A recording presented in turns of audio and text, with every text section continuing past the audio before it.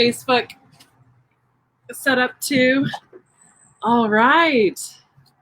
Welcome, everybody. Welcome to a special edition of Tiny Tales to You Hobby Hour. We have here, what kind of animal is this?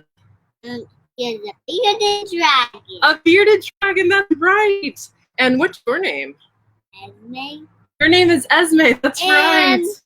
And this is Poncho. Can you tell everyone to say hi to Poncho? Say hello, Poncho. Hi, Poncho. He is really spiky. He is a little bit spiky. That's such a good point. And we can pet him. And we can pet him. So for everybody who doesn't know, bearded dragons, you can see their spikes. They look kind of spiky and scary. But that's just something that they have to be able to protect themselves. So Esme, he looks really spiky, but do the spikes feel spiky? Can you touch them? They feel really spiky. They feel kind of soft. They're kind of a little soft. They feel a little bit soft. That's right. So bearded dragons look spiky. They look a little bit scary. But we're gonna focus on this guy for just a second. We have other animal friends here, which Esme is very excited about. So they look scary and spiky, but they're actually really nice. Their friends know that they're actually really nice. Are you Poncho's friend? Are you Poncho's friend? That's right. And maybe Esme can help us. Esme, do you know? Hi, look, Uncle Grant and Aunt Kate are watching. Say hi. Hi, Squeals on Wheels. Hi. And hi, everybody. Say hi to everybody. Hi, everybody. Esme, can you help us? What color is Poncho? Purple and a little bit black. Purple and a little bit black. Hey, Preston and Michelle, good morning. Purple and a little bit black. Well, I think if you look really hard, you can maybe see a little bit of purple. A little bit, kind of in between all the orange. This is an orange bearded dragon. Can you say orange? Orange. Orange. And this is a beautiful color for a bearded dragon. It's very rare. It's very rare that a bearded dragon is this color. We're going to just touch gently, right? Very gently. Usually they're the color of kind of desert sand so that they can really blend in with the sands of the Australian desert, which is where they're from. I don't want this one anymore. You don't want this one anymore? Well, we're going to talk about him a little bit longer. Should we put a hat on him? Mm-hmm. Yeah, okay. This one. Okay, very gentle, very gentle. And say, okay, guys, now he's getting a hat. I want to see a hat. Now he's getting a hat. Is that so cute? Yeah. Does he look kind of like Woody from Toy Story? Yeah. Yeah, he looks a little bit like Woody. That's so silly. That's so silly. Well, friends, as you join, if you want to type the names of the kids who are joining or just the really excited adults, we would love to say hi to them. We're going to go through a couple more animals quickly because Esme's here and she's very excited about them. And then we're going to go through them a lot slower afterwards, and we're going to learn all about them. I want to do that one. A hedgehog. Do you guys all want to see a hedgehog? Ask them. Say, do you want to see a hedgehog? Do you want to see a hedgehog? I think they might. Can you say, oh, hi, Zoe. Hi, Zoe. Hi, Zoe and Sean. Welcome, everybody. So we are going to see a what? A hedgehog. A hedgehog. And what does a hedgehog feel like, Esme? Esme, what does a hedgehog feel like? Can you tell us? Can you tell everybody? Like it's spiky. It's a little bit spiky. All right, so let's meet this hedgehog and see what all these spikes are about. Yeah, I'll feed him a worm. You want to feed him a worm? Well, first, everyone look, Cactus Jack is in his ball right now. Oh, and he came right out. The hedgehogs are so cute. Do they have cute little faces? Yeah. Yeah. Let's show everybody their cute face. Say, look at their cute face. Look at his cute face.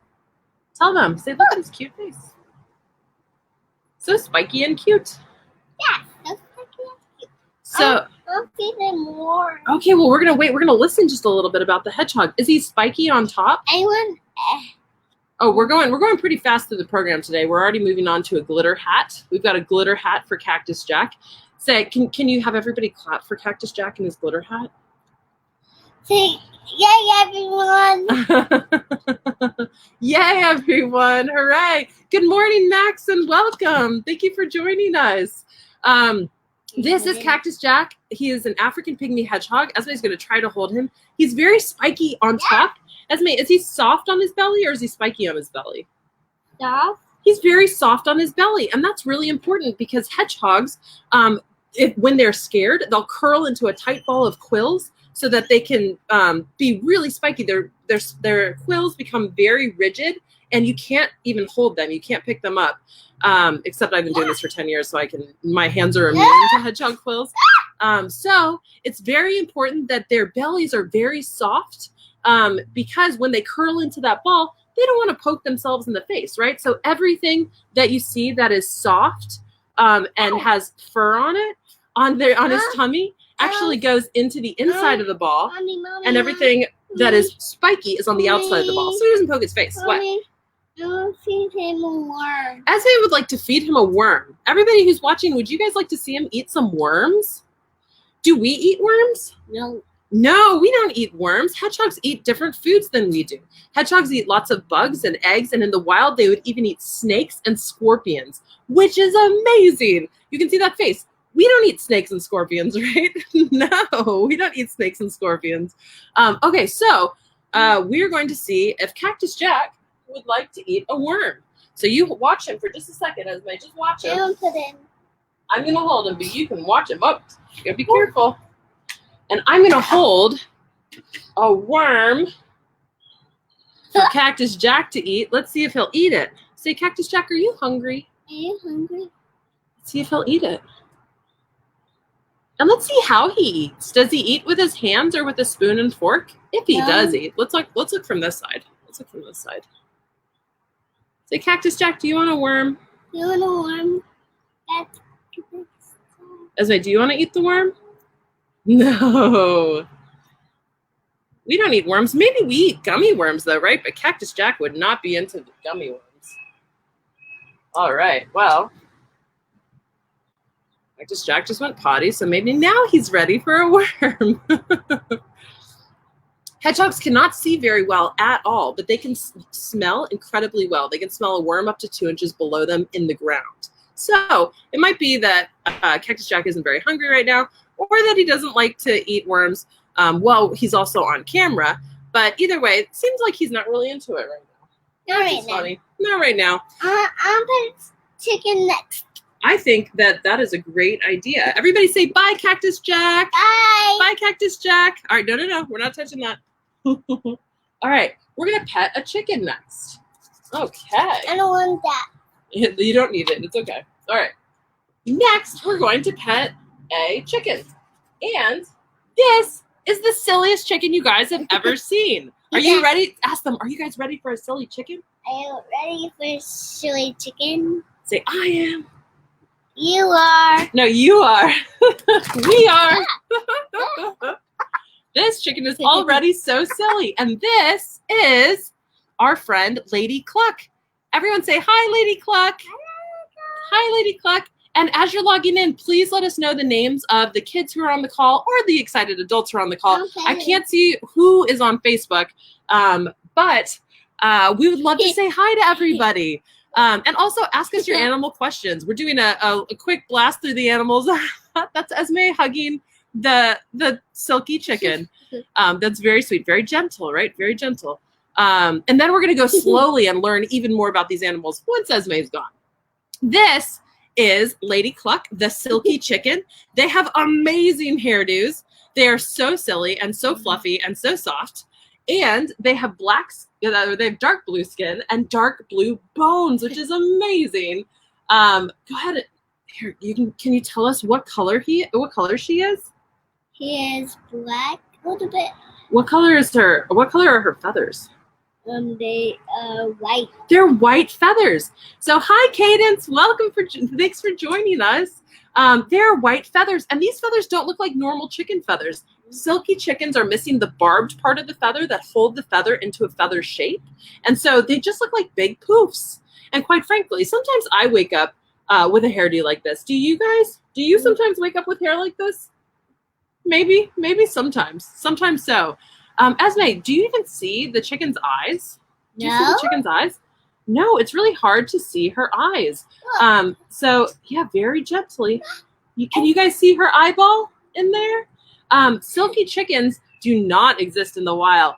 Hi, yay, hooray, good morning, Yolanda. Silkie chickens do not exist in the wild. They actually can't even see through their eyes without the help of people trimming them back, which is pretty interesting. Well, Esme, we might say goodbye to everybody so you can go inside and eat your gummy bear. You want to do that, a gummy bear? No, I don't want to eat it. No gummy bear. Well, I think we're going to say goodbye to Esme. Say bye, everybody. Bye. Say nice to meet you. Nice to meet you. So, you want to blow him a kiss? All right. Bye-bye, everybody. Okay, now we can go slower and we can learn more about these animals because they're amazing. That was my daughter, Esme. She is 3. She turned 3 a couple of weeks ago. And actually, a quick shout out for our virtual programs. It was really hard for me to find a way to make Esme's birthday special when she had her birthday. And so what we started doing is offering animal programs, virtual animal programs, where you get to actually have a room full of your own people, a virtual room. Good morning, Nathan. Full of your own friends and family members, and you get to all enjoy animals together. You get an experienced animal handler who talks to you all about the animals. We see animals eat and move, and we put little hats on them. We sing songs. It's really, really fun. Those are wonderful for birthday parties, and they've been so much fun for me. I would love to see you all on a private virtual animal program soon. If you go to tinytailstoyou.com, you can learn more about them. And now we're going to talk more about Lady Kluck. So, and please ask me your animal questions. Thank you so much. I'm so glad you liked the pin. Everybody make sure, by the way, to go to Eatin' and Sippin' locally. Their Instagram is amazing. They are really doing a lot to tell everybody what's going on with awesome businesses. They have a live video podcast. It's been really awesome. And my brother and sister, I don't know if they're still on here, are Squeals on Wheels. If you want to see animal programs with large animals, go to Squeals on Wheels. Their Facebook page is Facebook and Instagram are really active and awesome. Back to the more important thing right now, which is Lady Kluck. And Lady Kluck is a silkie chicken. They have been around for over 1,000 years. They actually were talked by Marco Polo. Marco Polo, when he was exploring Southern Asia, he actually had he saw some silkie chickens and he wrote letters home about them in the 1300s, which is amazing to be identified as a really unique animal specimen by a famous explorer. Pretty cool stuff. And they have feathers on their feet, which is pretty silly. And if you see this band tells us that this, in fact, is Lady Kluck and not one of our other silkie chickens. Our silkie chickens look exactly like this. And so we always like to make sure we know who is who, right? Which chicken is which is pretty cool. Please let me know your animal questions. I would love to answer some animal questions, and keep letting me know the names of the kids who are joining the calls. That would be awesome. Silkie chickens, while they wouldn't wear hats normally, look amazing in hats. And I know I was also on Eatin' and Sippin' locally recently, and you can go check out that episode on Instagram TV, which was so much fun, where we also put a hat on a silkie chicken. Among other things, we talked about how Tiny Tails to You is doing and what we're doing right now. So there is Lady Kluck, the silkie chicken, wearing a cowboy hat, which is so silly. I think that they have the most amazing hairdos or feather do's for cowboy hats. It's pretty awesome. It makes me smile every single time, and I've seen this so many times. It's so funny. Lady Kluck, the chicken. Can chickens fly? Does anybody know if chickens can fly? They definitely have wings, right? They flap their wings. And they... I don't know. Has anybody seen chickens flying overhead, perhaps? I would love to see that. That would be amazingly hilarious. Hi, Jaden Holland. Welcome. Welcome. Thank you guys for joining. But no, chickens cannot fly. Chickens can't fly. Awesome. All right. Thanks, Yolanda. Bye. So good to see you. So chickens cannot fly. Chickens can glide about 10 to 15 feet up into a tree or away from something. But they cannot fly in the traditional sense, right? Of like flying overhead. My It would make me so happy and just like ecstatic to see a flock of chickens flying overhead, especially in like a flying V formation. If you can imagine that, I think that would be just incredibly amazing. Anyways, small chicken, very small chicken. This chicken is about a third to a half the size of a regular chicken. They lay eggs that are about a third the size of regular eggs, and you can eat them, but they are a lot more labor intensive because you need a lot more for your recipes, right? You need about 3 times the number of eggs. So you're cracking and cracking and cracking. You get that omelet. It's going to taste the same, but it's a lot more labor intensive, which is pretty silly.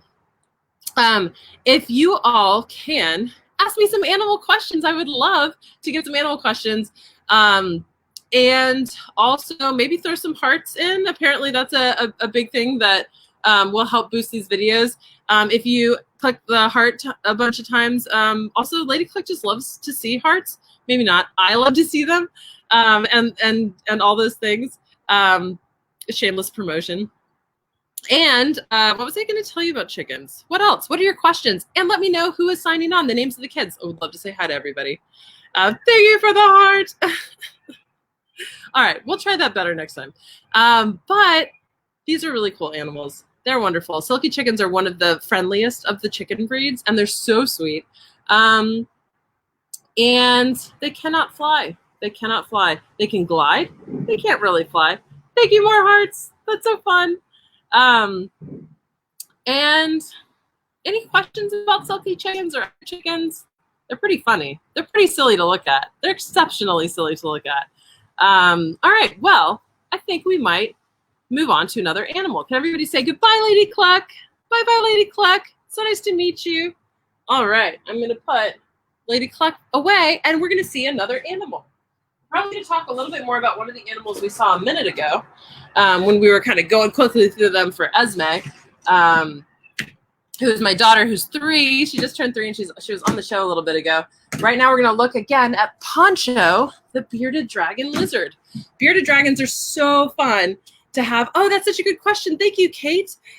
So what color are the Silkie's eggs? That's such a good question because there are a lot of chickens who lay blue eggs and pink eggs and tan eggs and brown eggs and lots of different colors of eggs. Silkie chickens just lay white eggs, but our Silkie chickens just lay white eggs. There are some Silkies that lay different colors, but they're about a third the size of regular eggs. So they're similar in every other respect, but they're very small. This is Poncho, the bearded dragon, and you can see that she's shedding her skin. She's got a little bit more skin on her face to shed. Hi, August and Crosby, welcome. And Pflugerville, welcome, welcome. Misty Murray Torres. These bearded dragons do have a third eye. Thank you so much for asking that.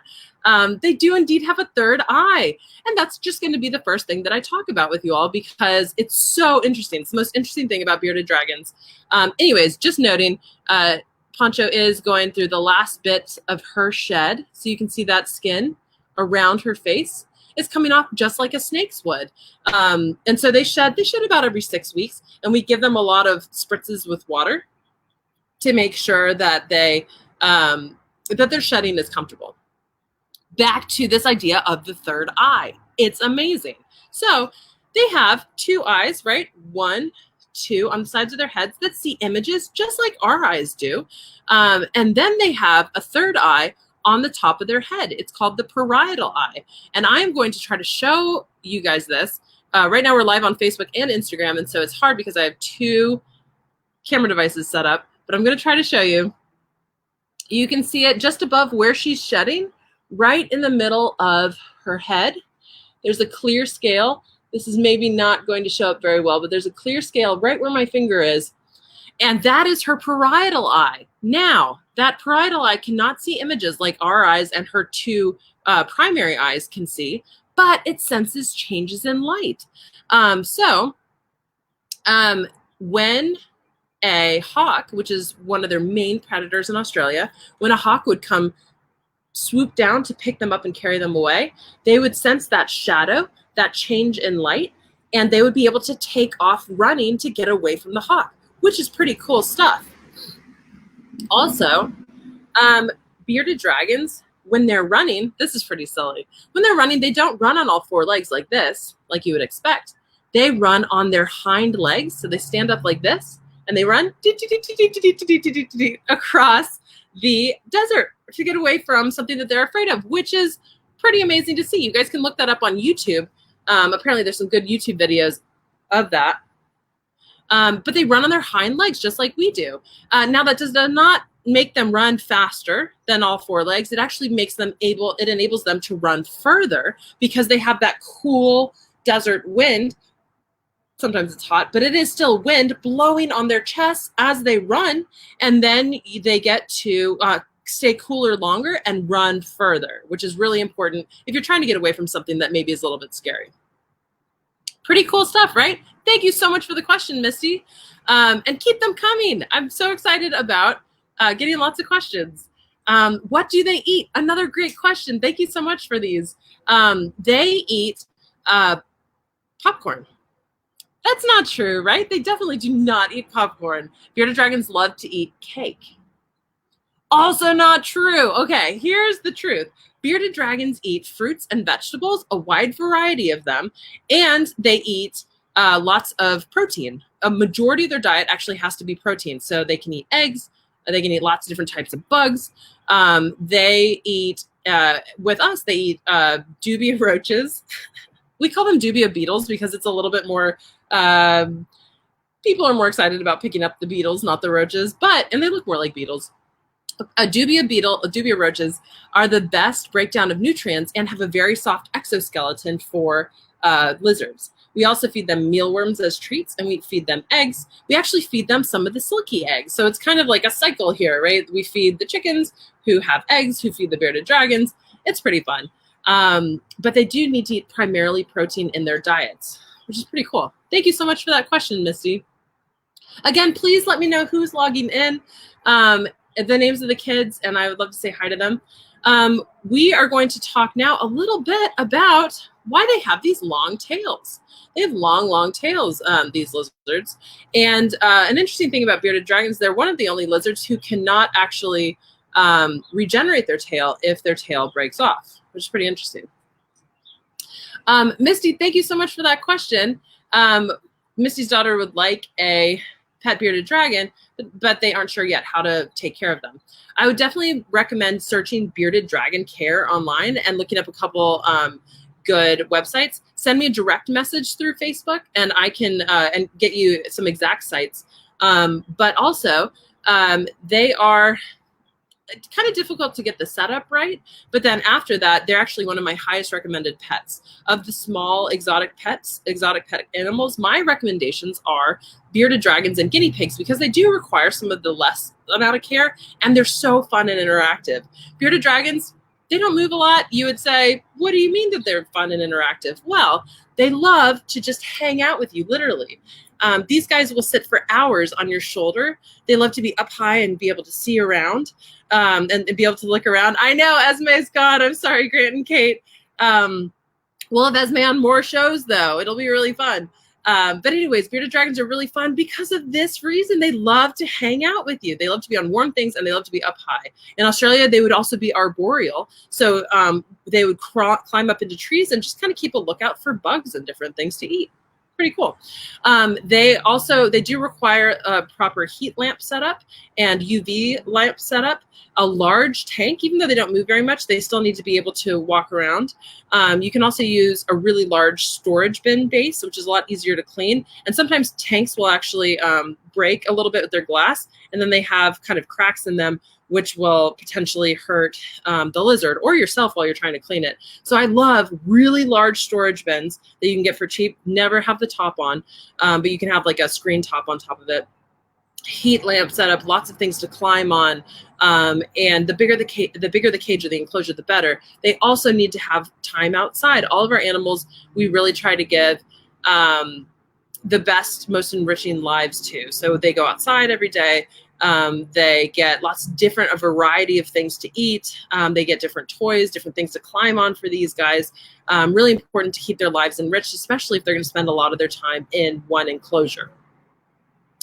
Other tips, a variety of food is really important, and a majority of their food diet has to be protein. So very important every time you get an animal to always, of course, we know this, read up as much as you can about them ahead of time so you know exactly what they need. Because if you're not giving them the right heat source or the right food source or anything like that, they can't tell you what they're lacking, and so their health will just decline. You won't know why because you don't know what they need, and they won't be able to tell you. So it's really, really important if you're going to keep a pet, always, of course, do your research, which includes asking people like me. So if you want to send me a direct message, Misty, I am happy to write more information about how to care for these amazing, amazing friends. And now we're going to learn what's up with their tails. Why do they have long, long tails? Eliana, what do they do with? I see part of a question. Thank you so much for joining us, Eliana. Oops. And Maxine wants to know what bearded dragons do when they see a predator that doesn't fly. A good question, Maxine. Fortunately, in Australia, they don't have a ton of predators there. There's actually an issue with the rabbit population going totally crazy because they didn't have any predators. But they can still, they'll still use their eyes on either side of their head to be able to see if there are like snakes or something kind of scary coming from the sides. But these eyes don't see up, right? They only see to the sides. So that third eye is key to prevent them from being picked up and taken away by a hawk. Pretty cool. Yes, Eliana, thank you so much for your question. What do they do with their tails? That's a great question. So what do we do? What do we do when we are off balance? Anybody who's watching have an example that you can kind of act out?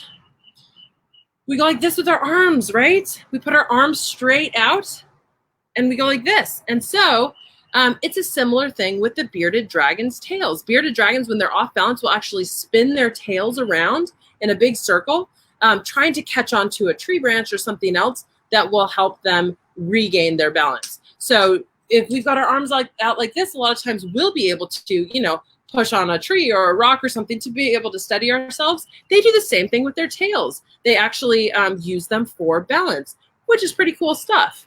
Do we have tails? We don't have tails. We're one of the few animals that don't have tails. Actually, all of the animals that we have tails. And if you think about it, and maybe you don't know the answer, if you think about it, most of the animals that you think about have tails. Even the tortoises, turtles, hedgehogs have tails. Pretty interesting stuff. They don't use them for balance stuff. They're just small and cute. And tiny, right? We're tiny tails too. Okay, sorry. So anyways, I hope that answers your question. Now maybe we'll learn a little bit about her beard, which is so cool. Why are they called a bearded dragon? This doesn't look like a man's beard, right? Not exactly. Keep asking me your questions though, and do let me know the names of the kids who are logging on or the names of the adults. I would love to say hello to everybody. But they're called bearded dragons because of this kind of excess skin underneath their jaw. Do you guys see that?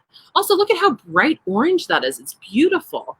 So they're bearded dragons, and they, when they're scared, they're trying to protect themselves or defend themselves, their beard will turn jet black, and they'll open their mouths up really wide, and their beard will actually puff out really big, kind of like a frog underneath his skin, underneath his chin will go bloop, bloop. But a bearded dragon's will puff out really big and just stay there, helping him look really scary, right? So he'll look really scary, and that way people or animals, whatever he's trying to protect himself from, will leave him alone, which is a good idea. So bearded dragons have this kind of excess flappy skin underneath their mouths that they can puff up really big and then open their mouths really big, and their beard turns jet black for protection. Pretty cool stuff. Hi, Nate and Junie. Welcome. Thanks for coming. And Mateo, what's the hole by their ear? That's a really good question. I think, Mateo, and let me know if you are meaning something else, but do you mean this hole right here? This is actually a really interesting part of their anatomy. This is their ear. This is their ear. It's a huge hole, which is not like our ears, right? Our ears are ears, the way we know ears. They look like an ear. They have an outside part. Bearded dragons only have a hole on the side of their head for an ear. And if you guys can see, and it looks like you can see, their eardrum is super exposed. It is awesome. Thanks for that clarification, Misty. Their eardrum is super exposed. It is right along the side of their head. So it's that's a very delicate membrane to be so exposed on the side of their head. Which is just really interesting, right? It's just an interesting kind of quirk that they have. But they hear through that ear, through that hole, just like we hear through our ears. It just looks a lot different. Pretty interesting stuff. And then they have another hole up here for their nose. So it goes for their nostril, which they breathe through, right? So nose, eye, ear, kind of 3 holes almost in a line. Pretty interesting. The eye looks a lot similar. It looks very similar to our eye. But the ear and the nose look really different from our ears and noses, though they function the same. Pretty cool. Poncho here is covered in scales, right?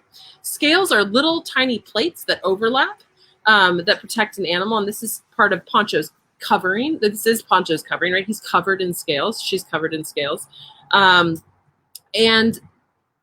that means that she's a reptile. So reptiles have scales all over them. Birds have scales on their feet, which is pretty interesting. And neither birds nor reptiles have hair like mammals do. So we are mammals. Rabbits and hedgehogs are mammals. Animals with fur are almost always mammals. I can't think of any exceptions, actually. Animals with fur are mammals, and animals with scales are reptiles, which is pretty cool. And I think Poncho's kind of excited about the possibility of eating some worms. Let's see if Poncho will eat some worms. So we were talking about how much they love protein, mealworms as treats. Let's see if Poncho will eat some worms, because it's interesting to see how a bearded dragon will eat. Bearded dragons actually don't use a spoon and fork. They use their hands to pick food. Let's see. Wow, she did them both at once.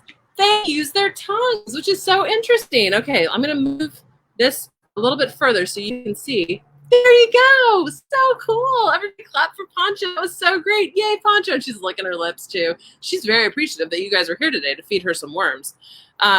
They love to eat mealworms. Mealworms are pretty fatty. They're kind of like a really delicious treat. This is Poncho with her cowboy hat.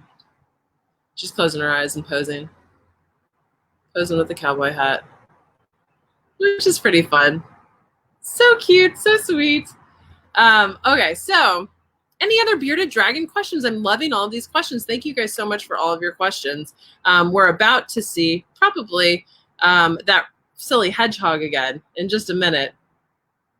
And then we're going to learn all about hedgehogs, which will be cool. So one review of Poncho, their amazing face, amazing scales, and super cool hat. In Australia, these guys would, maybe see cowboys around. So we'd like to sometimes have her wear cowboy hats. She looks fabulous in them. Can Poncho change colors? Thank you so much for that question, Jeremy. Bearded dragons do change colors, but not like a chameleon would. They don't change the actual color of their scales. They just shift back and forth from lighter to darker, kind of a lighter to darker range of color based on how hot it is outside. So if it's really cold, if they're really cold and they're trying to absorb more sunlight, they will turn a darker shade of their regular color. So she would turn kind of a dark orange, maybe, looking more like brown.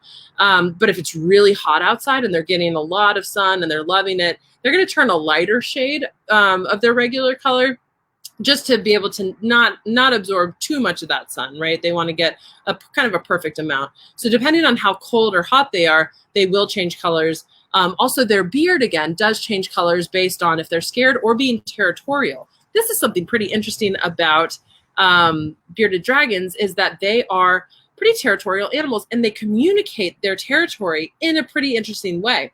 Bearded dragons who are saying, excuse me, this is my space, will bob their heads, bob like that, and that's a dominant gesture, and typically their beard will turn black when they do that too.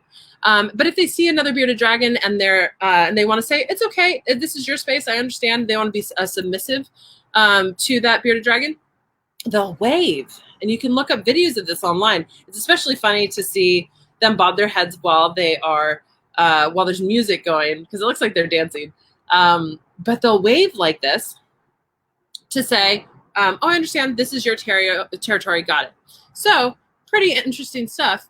Kind of the language of the bearded dragons. Pretty cool. Mateo wants to know what they are spiked for. That's a great question, Mateo.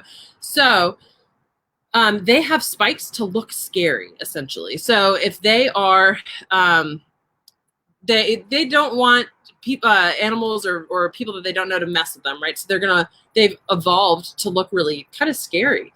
With these spikes, you can see up close, she's got spikes there and spikes on her sides, kind of smaller spikes. That helps her look scary to other animals, and hopefully they'll leave her alone. But if you're her friend, you know, those spikes are actually pretty soft, which is pretty cool. They are soft spikes, and so that is awesome to know, and you'll only know that if you're friends with her, right? So that's a good way for her to tell everybody she doesn't know, hey, leave me alone, I'm spiky, I'm scary. But her friends know she's actually very calm, very sweet, and very soft. Pretty cool stuff. Okay, guys, we are going to actually, let me see who we can meet next. We are going to actually see a guinea pig next. You guys want to see a guinea pig? Everybody say goodbye to Poncho. Bye-bye, Poncho. Bye-bye, Poncho. We are going to see a guinea pig. Guinea pigs are maybe more commonly found as pets, but so interesting. There's so many interesting facts about them I would love to share with you all. This is Larry. Larry is a lady guinea pig. She's an Abyssinian guinea pig, which gives her that swirly curly hairdo, which is so awesome. And she is, they're from South America. They are herd animals, which is pretty cool. They love to eat fruits and vegetables. Do you guys want to see her eat a carrot? Let's do that. They do not eat worms, right? So she is an herbivore, which means that she's just eating plants, pretty much. She loves carrots. Carrots actually are not very good for them. They have a little too much starch in carrots. There's a little too much starch in carrots, and so it's just like feeding them candy bars. If you feed them too many if you feed us too many candy bars, it is not good, right? We start to feel kind of sick. But if you feed them too many carrots, it's the same. It'll really limit the number of carrots that they get. They really like other fruits and vegetables, lots of greens, lots of leafy greens, and lots of hay. They actually have to be constantly chewing on things throughout their lives so that their teeth get filed down, because their teeth grow throughout their lives, which is one of the traits of a rodent. Their teeth continuously grow, and they have to have access to chew toys and wood and different things to be able to, get their teeth to stop growing, which is pretty amazing. Anyways, they travel in herds, but they don't travel in herds in like a big group. They travel in long lines of guinea pigs, which is amazing to see. The biggest guinea pig is always in the front and the baby's in the middle for protection. And if you guys want to look up the video Guinea Pig Bridge at the end of this video after you're done watching, it is an amazing video. You should definitely watch Guinea Pig Bridge. It has like a very silly song, and also it just shows you guinea pigs traveling in lines, in herds, which is so amazing and funny. Hi, Courtney Berry, welcome. As you guys log on, let me know the names of the kids who are joining, or just the names of the adults, and I would love to say hi to everybody. I can't see who is logging on Facebook, but I can see Instagram. But I would love to say hi to the actual names of the kids. Anyways, back to guinea pigs. They only sleep for 4 minutes at a time. All day long. They sleep for 4 minutes at a time. Also, hi, Grant Phillips. They sleep for 4 minutes at a time for a total of 4 hours a day. So guinea pigs are constantly aware, right? We talked about how they travel in herds. So they always need to know how close are their friends, where is everybody, how close maybe is something that they want to run away from. And they travel, and they have to be just constantly aware of things. So they sleep for 4 minutes at a time. parents who are watching, I hope your kids are sleeping longer than that. We need way more sleep than that, right? We're a different kind of animal. Also, guinea pigs are one of the longest domesticated animals. They have been domesticated since at least 5000 BC, which is 7,000 years ago. In South America, there are ancient ruins that have little stone guinea pig enclosures built into them that you can visit, which is so amazing. And yeah, they're just also really sweet animals. I was talking about earlier the pets that I recommend that are small exotic pets. And I recommend most the bearded dragon and the guinea pig, because the guinea pig doesn't quite poop as much as rabbits, and they are they also, oh gosh, what am I saying? They interact with you. When they see you, if they're excited to see you, or if they're excited that they're about to get fed or get some treats, they'll go weet, weet, weet, weet, which is so cute. They kind of purr when you pet and scratch them. They have a lot of little communication, lots of different language that they use, which is pretty cool. So guinea pigs, cool animals, cool pets, very social. We have all of our guinea pigs. We worked with them for 2 to 4 weeks each to see who would be a lifelong pair, the best lifelong pair for them. And so all guinea pigs are very social animals. We make sure that they are meeting their social needs by having a forever friend to live with, which is pretty cool. A roommate, if you will. Hi, Weston and Rex. Welcome. And so good to see you, Courtney. Thanks for joining us. Anyways, guinea pigs, pretty cool. Guinea pigs maybe don't always wear hats, but I think it's adorable for them to wear hats. And these hats are non-restrictive, and so they're super fun. There is a glitter hat. This is Larry, the lady guinea pig, eating a carrot while balancing a glitter hat, and that is just about their that is her magic trick, is what we say. She loves carrots, and I love seeing her in a glitter hat. I think it's amazing. So I hope you guys are appreciating that. Good morning, Maxine and Natalie. Welcome. Thank you for joining us. Anyways, I just have about a minute left, a couple minutes left. I hope that you all enjoyed the animals today. I did want to just talk one more time about our virtual programs. Also, we're doing virtual animal adoptions. If you guys want to get onto our website and then click support, we actually are doing virtual animal adoptions. You can help support our animals right now and get weekly updates about the animals with photos and videos, and it's really fun. But our virtual programs are so much fun. I hope that you will join us and buy one of your own private virtual programs soon. They really become a source of comfort for people of all ages, just looking for a way to learn and escape for them, just the anxiety of everything going on right now. A lot of times when I'm talking with friends or family most of the time actually on call, it's really fun to see everybody, but then it kind of becomes this, just a conversation about how hard everything is right now. And doing these virtual programs is so wonderful because everybody gets to have an experience together around animals. We sing together, the kids ask and answer questions, or adults. We've had adults do these as well. And we actually get to really bond together over animals and laugh and learn and watch them eat and move. And it's really fun. It's been an interactive field trip, and also just a way for families and friends to come together for birthday parties. And again, you get to order them and then invite whoever you want into the video chat, and we all get to talk together about the animals with the focus on getting really up close with these amazing creatures, and really seeing what they can do, which is really great. And I hope to see you all on a virtual program soon. Thank you all for joining us today. This video will be replayed if you want to see it from the beginning. I know a lot of you just joined on Instagram on our stories in just a couple minutes, and then on Facebook just on our page. And thank you guys again for joining us. I hope you had fun. I hope you learned a lot, and I hope to see you next time. We're doing these live sessions on Wednesdays and Saturdays at 9 a.m. With lots of different wonderful animals. I would love to see you again, either there or a virtual program. And yeah, have a wonderful day. Thank you so much again for joining us.